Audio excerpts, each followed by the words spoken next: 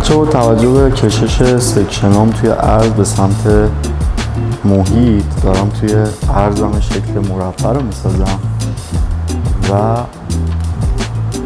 به کمک زاویه انگشتم در طول دارم به شکل دایره رو اجرا میکنم. دقت داشته باشید که بدون دیدن الگو کوتاهی انجام ندید.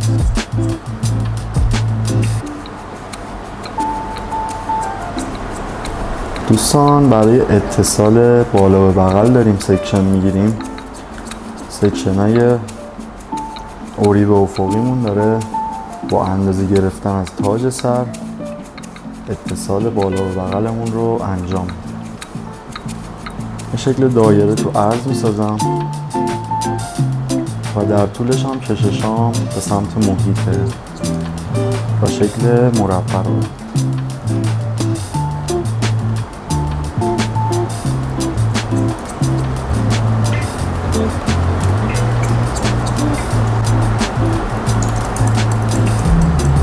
چون بعد از شکل سازی هامون و کوتاهی هامون به قسمت پوینت کات زدن و خوب کردنمون میرسیم که توی مدل فرنچ کرابی که داریم اجرا میکنیم بهتره قشنگ موها رو خورد کنیم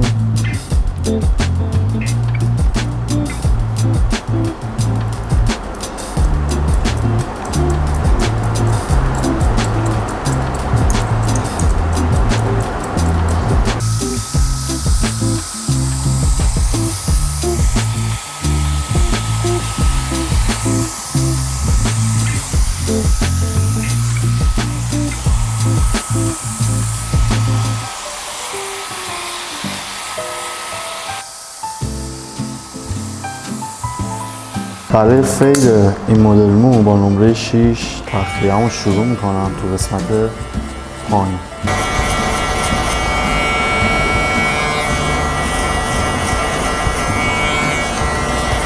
با نمره 4.5 زیر تخلیه‌ام میام با مفصل انگشتم شروع میکنم به ماشین زدن. میام با صفر تو قسمت پایین خط روشنیمو مشخص میکنم. یه فضای خیلی زیاد میذارم در اختیار رنگ توسی. با خطسن بخش روی گردن و خطریش هم یه مقدار روشن‌تر میکنم. توی قسمت شقیقم هم آنکاردمو مشخص میکنم.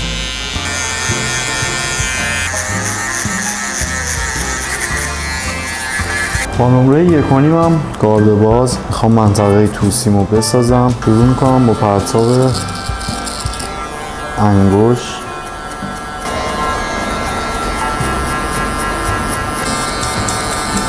یکونیم گارد بسته من میاد لب خط صفر شروع به تخلیه روی خط صفر میکنه.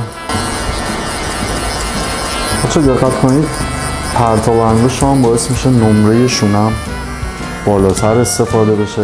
این پرتاب وقتی به سمت بیرون میاد حتی میتونید وارد نمره های قبلی که استفاده کردید هم بشید. شروع میکنم روی خط صفرمو با گارد وسط اول سبکتر میکنم و بعد با خود صفر دوباره کامل محو میشم. بچه با دندونه درشت شونم باید برسم به کوتاهی و نرم کردن قسمت تیرم. شروع میکنم با نوک موها استارتمو میزنم.